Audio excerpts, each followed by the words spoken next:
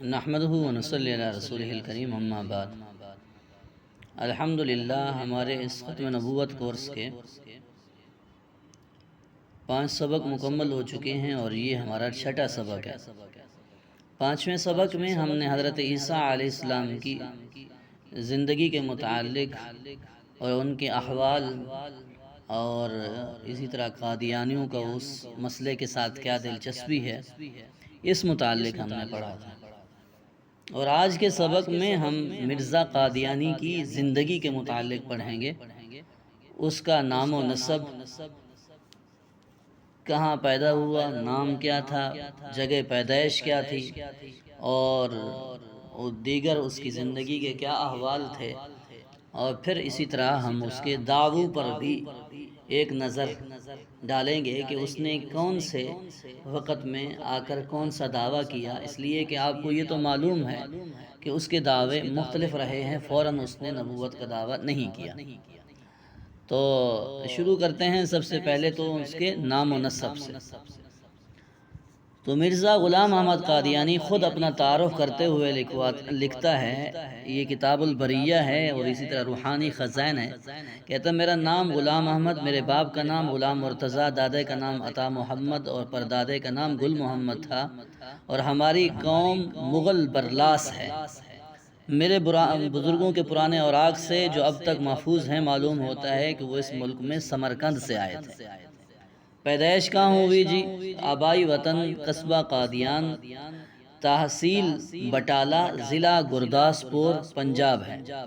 تاریخ پیدائش کے حوالے سے وہ خود لکھتا ہے کہ میری پیدائش 1839 یا 1840 میں سکھوں کے آخری وقت میں ہوئی، اور میں 1857 میں 16ویں برس کا یا 17ویں برس میں تھا۔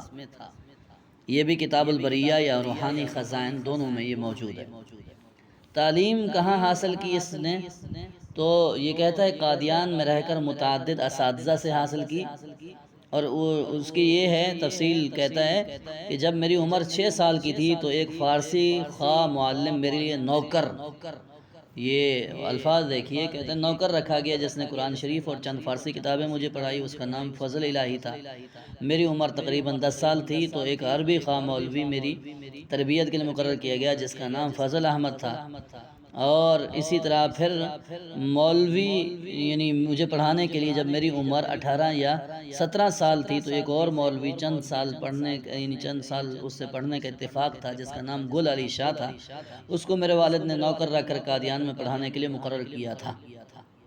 اس آخری استاد سے میں نے نحو، منطق اور حکمت وغیرہ علوم مروجہ کو جہاں تک اللہ نے چاہا میں نے پڑھا، اور بعض طبابت کی کتابیں میں نے باپ سے پڑھیں، اور وہ فن طبابت میں بڑے حاذق طبیب تھے۔ یہ بھی روحانی خزائن میں اس نے لکھا ہے۔ آگے اس کی رنگ رنگیلیاں دیکھیے کہ اپنی جوانی کے زمانے میں اس کا بیٹا لکھتا ہے کہ والدہ محترمہ نے مجھے سنایا کہ ایک مرتبہ جوانی میں آپ کا باپ تمہارے دادا کی پینشن وصول کرنے گیا تو پیچھے مرزا امام الدین بھی چلا گیا۔ جب اس مرزا نے پینشن وصول کی تو وہ اس کو بہلا پھسلا کر قادیان لانے کی بجائے ادھر ادھر گھماتا پھراتا رہا، سارا پیسہ خرچ کرنے کے بعد چھوڑ دیا، جاؤ بھی۔ تو وہ بجائے گھر جانے کے دوڑا اور سیالکوٹ پہنچا، اور وہاں پر اس نے نوکری شروع کی، لیکن وہاں پر اس نوکری کے درمیان میں اس کو وہاں پر عیسائی پادریوں سے طویل خفیہ ملاقاتیں ہوئیں، اور انہیں اپنی حمایت اور تعاون کا پورا یقین دلایا، اور وہاں پر یہ جو نوکری تھی یہ 1868 کی بات ہے، وہاں پر اس نے کی، یعنی 1864 سے 1868 میں یہ وہاں ملازم رہا ڈپٹی کمشنر سیالکوٹ کی کچہری میں، اور پھر وہاں ملاقاتوں کے بعد اس نے سارا کام چھوڑ کے گھر آ گیا، یعنی قادیان آ گیا۔ تو اولاً اس نے عیسائیوں، ہندوؤں اور آریوں سے کچھ نامکمل مناظرے کیے، اور اس کے بعد 1880 سے اپنی کتاب براہین احمدیہ لکھنا شروع کی۔ اس میں اکثر مضامین عام مسلمانوں کے عقائد کے مطابق تھے، لیکن اس نے بعض اپنے الہامات اس میں بھرنا شروع کیے، داخل کرنا شروع کیے۔ اور اسی طرح اسلام کے دعویٰ پر لکھی جانے والی اس کتاب میں انگریزوں کی مکمل اطاعت، جہاد کی حرمت کا اعلان شد و مت سے کیا۔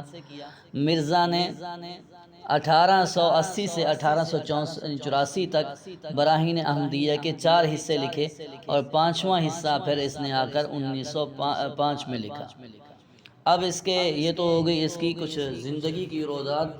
اب اس کے دعووں کی طرف آتے ہیں، کیونکہ اس نے دعوے بھی فوراً نہیں کیے بلکہ الگ الگ وقتوں میں کیے۔ نمبر 1، 1880 سے اس کے دعوے شروع ہوئے تو 1880 میں یہ ملہم من اللہ کا اس نے دعویٰ کیا۔ 1882 میں مجدد ہونے کا دعویٰ کیا۔ 1891 میں مسیح موعود ہونے کا دعویٰ کیا۔ 1899 میں ذلی بروزی نبوت کا دعویٰ کیا اور 1901 میں مستقل صاحب شریعت نبی ہونے کا اس نے دعویٰ کیا۔ اب دیکھیے 1882 میں یہ جو دعویٰ کر رہا ہے وہ اس کی کتاب ہے کتاب البریہ۔ اسی طرح روحانی خزائن میں کہتا ہے جب 13ویں صدی کا اخیر ہوا اور 14ویں صدی کا ظہور ہونے لگا تو اللہ تعالیٰ نے الہام کے ذریعے مجھے خبر دی کہ میں اس صدی کا مجدد ہوں۔ یہ مجدد ہونے کا دعویٰ اس کا 82 میں ہو گیا۔ اسی طرح 1882 ہی میں مامور من اللہ ہونے کا دعویٰ کہتا ہے، یہ بھی نصرت الحق براہین احمدیہ کتاب البریہ روحانی خزائن میں یہ باتیں موجود ہیں۔ اس میں یہ کہتا ہے میں اللہ تعالیٰ کی طرف سے مامور ہو کر آیا ہوں۔ آگے چلیں 1882 ہی میں نذیر ہونے کا دعویٰ، الرحمن علم القرآن لتنذر قوما ما انذر آباءهم، کہ یہ یعنی بالکل اس نے قرآن کی آیتیں ہی اٹھا کر یہ کہہ دیا کہ یہ میرے اوپر وہی ہوا ہے۔ یہ تذکرہ ضرورت الامام روحانی خزائن براہین احمدیہ اس کے اندر یہ موجود ہے۔ 1883 میں آدم، مریم اور احمد ہونے کا دعویٰ، اور یہ بھی تذکرہ کے اندر اور اسی طرح براہین احمدیہ کے اندر موجود ہے۔ 1884 میں رسالت کا دعویٰ، انی فضلتک علی العالمین قل ارسلت الیکم جمیعا، یہ اس نے اپنی طرف سے الہام بنانے شروع کر دیے۔ یہ بھی تذکرہ اور مکتوب حضرت مسیح موعود میں یہ چیز مذکور ہے۔ 1886 میں توحید اور تفرید کا دعویٰ، الہام کہتا ہے تو مجھ سے ایسے ہے جیسے میری توحید و تفرید، یہ تذکرہ کے اندر ہے، اس کی کتاب ہے۔ 1891 میں مسیح ہونے کا دعویٰ کہ میں حضرت مسیح کی مثل ہوں، تو تذکرہ ہی کے اندر آتا ہے۔ اور اسی طرح تبلیغ رسالت میں کہ اللہ تعالیٰ کی وحی اور الہام سے میں نے مسیح ہونے کا دعویٰ کیا، اور یہ بھی میرے اوپر ظاہر ہوا کہ میرے بارے میں پہلے سے قرآن کریم اور احادیث نبویہ میں خبر دی گئی ہے اور وعدہ دیا گیا ہے۔ 1891 میں مسیح ابن مریم ہونے کا دعویٰ کر دیا، الہام جعلناک المسیح ابن مریم، ہم نے آپ کو مسیح ابن مریم بنایا۔ پہلے دعویٰ کیا مثل مسیح ہونے کا، پھر سیدھا ڈائریکٹ مسیح ہونے کا دعویٰ کر دیا۔ 1892 میں کن فیکون ہونے کا دعویٰ، انما امرک اذا اردت شیئا ان تقول له کن فیکون، کہ تیری یہ بات ہے کہ جب تو کسی چیز کا ارادہ کرے تو کہہ دیا کر، ہو جا تو وہ ہو جایا کرے گی۔ 1898 میں مسیح اور مہدی ہونے کا دعویٰ، بشرنی وقال ان المسیح الموعود الذی یرقبونہ والمہدی المسعود الذی ینتظرونہ هو انت، کہ مجھے خوشخبری دی گئی ہے کہ وہ مسیح موعود اور وہ مہدی مسعود جس کا انتظار کر رہے ہیں یہ لوگ، وہ تو ہی ہے۔ یہ بھی تذکرہ کے اندر ہے۔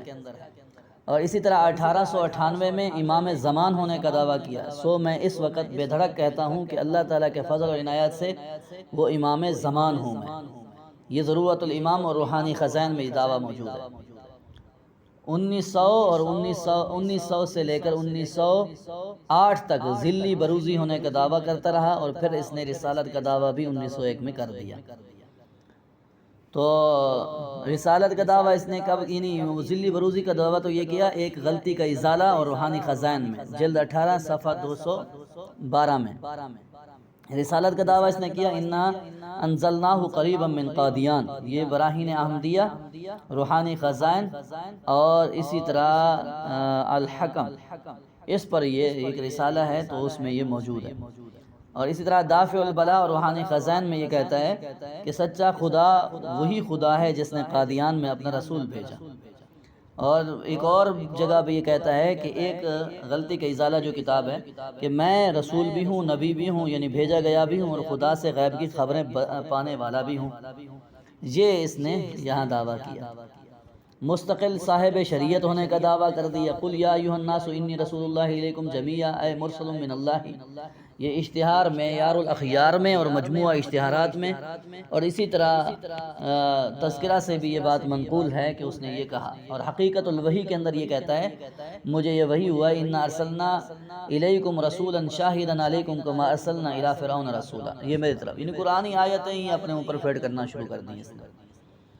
تو یہ دعوے کرتا رہا کہ میرے اوپر اس طرح کا، یعنی گویا کہ ایسا یہ نبوت کی سیڑھیوں پہ آ کر براجمان ہونے کی کوشش کرنے لگا، کیونکہ اس کو پتہ تھا فوراً دعویٰ کرتا ہوں تو فوراً ہی میری لتریشن ہو جانی ہے۔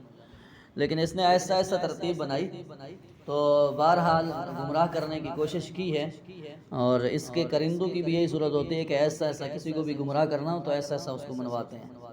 تو یہ کچھ اس کی وضاحت تھی، اللہ ہمیں اس کے فتنے سے